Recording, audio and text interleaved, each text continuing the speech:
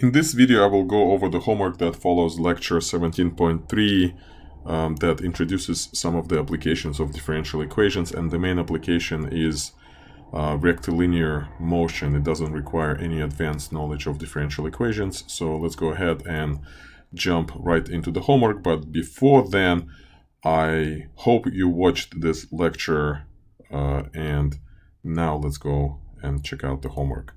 And the first question on the homework is, we have a car accelerating at a rate, so the velocity is given. Actually, scratch that. The velocity function is unknown, so we're looking for the velocity function, but it looks like the car accelerates at a constant rate of 20 meters per second squared, and it travels 90 meters per second after 36 seconds. So this is what's given, and what it's forgetting to tell us is we must assume that all of this is happening on a straight line, and therefore follows the laws of rectilinear motion. And let's translate this given information into something that we can actually solve. So the acceleration being equal to 20 meters per second squared, and knowing the fact that acceleration is the derivative of the velocity, allows us to rewrite that information like this. So the derivative of the velocity is equal to 20 meters per second squared, and v of 36 being equal to 90 is the initial condition. And now that we were able to interpret the given information as a differential equation with an initial condition, now we have what we call initial value problem.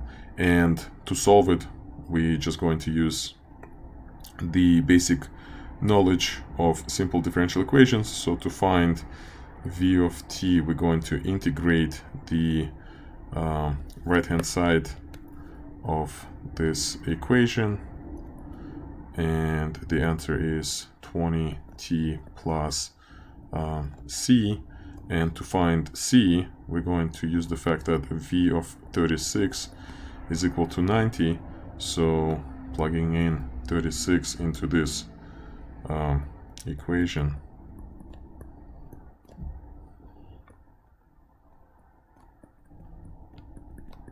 and solving it for c allows us to find the particular solution. So v of t will be equal to 20t minus 630.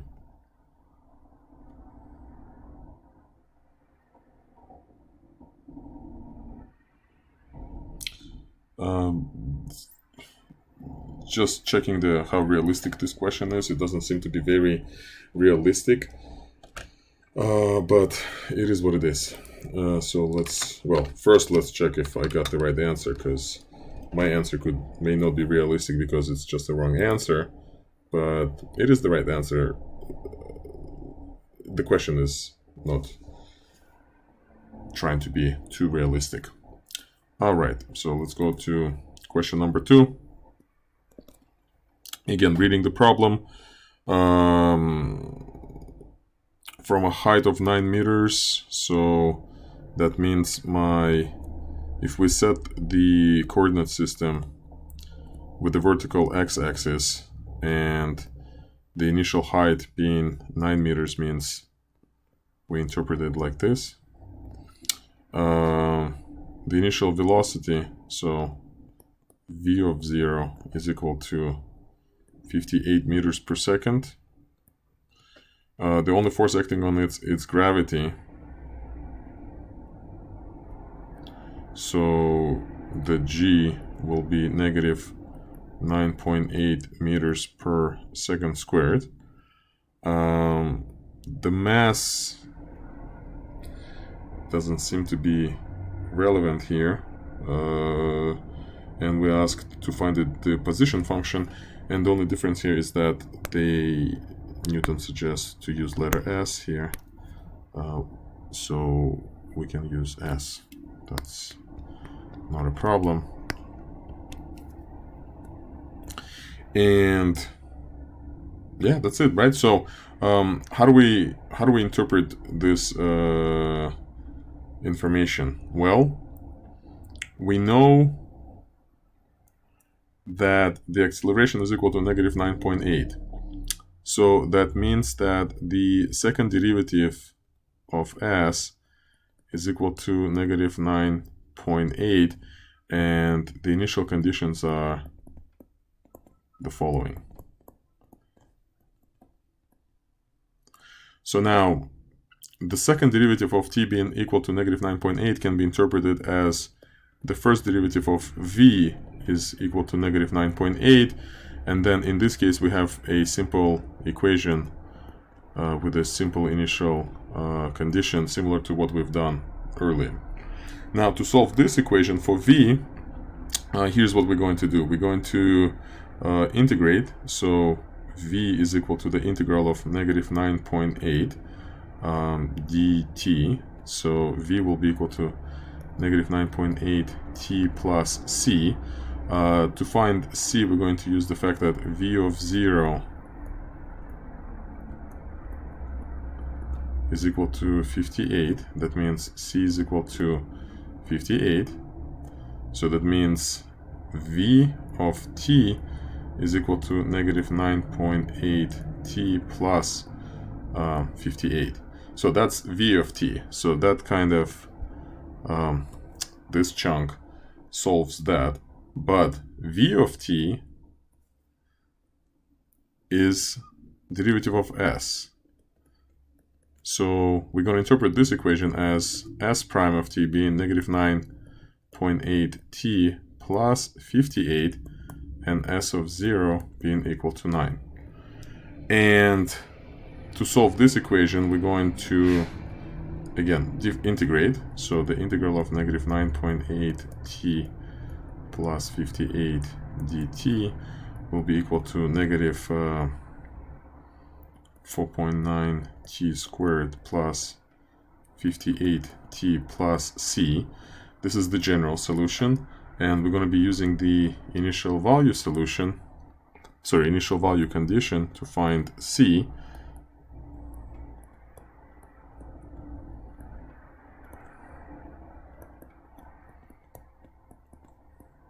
So that means c is equal to 9. So we have now a formula for s of t.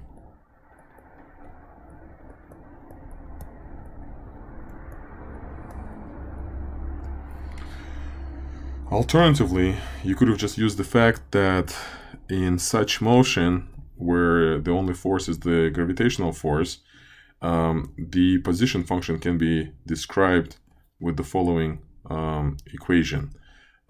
It's going to be the initial position plus the initial velocity times t plus the acceleration times t squared divided by 2.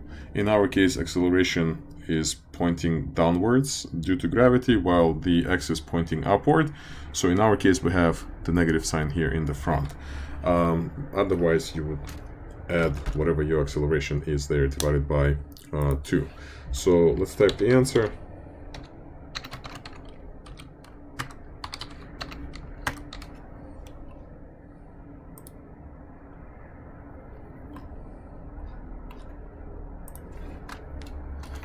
And let's try another problem.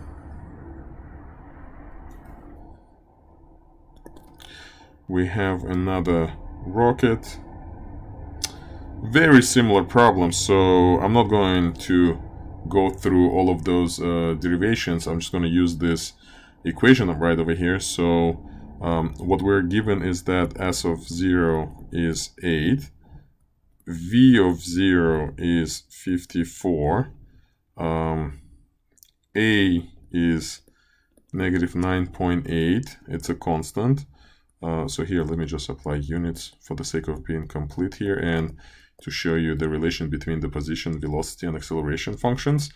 One is the derivative of the one above, and using this formula, I can now put the position function together. It's going to be equal to 8 plus 54t minus 4.9t squared. That's all it takes to find the position function when initial position, initial velocity, and acceleration are provided.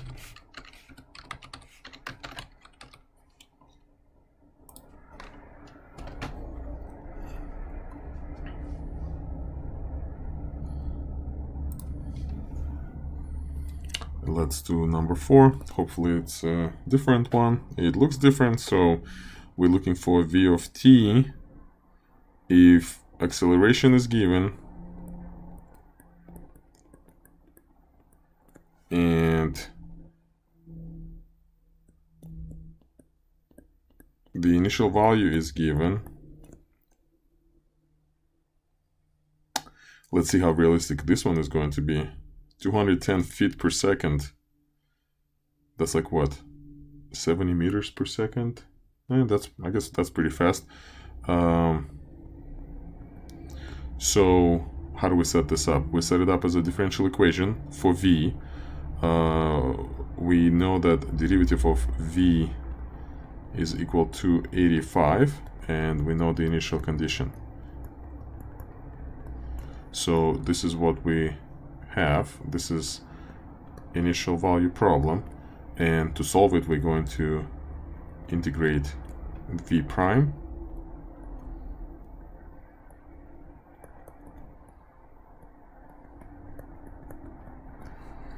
And to find c, we're going to use the initial condition.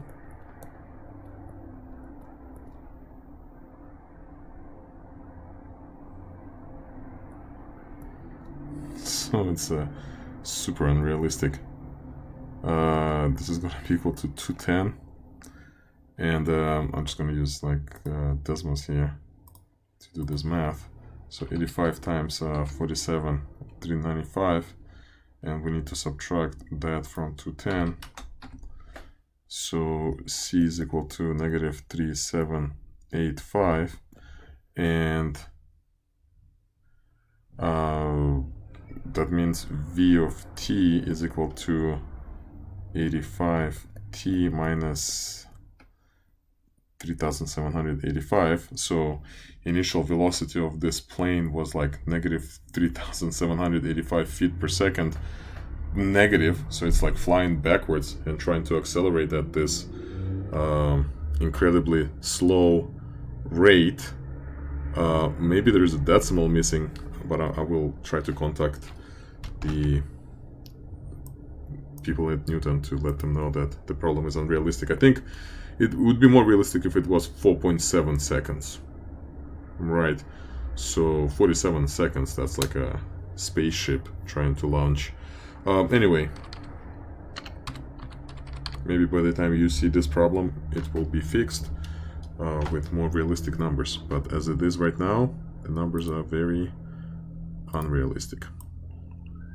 And let's check if we got this right. And we achieved 100% mastery. So if you have any questions, feel free to reach out.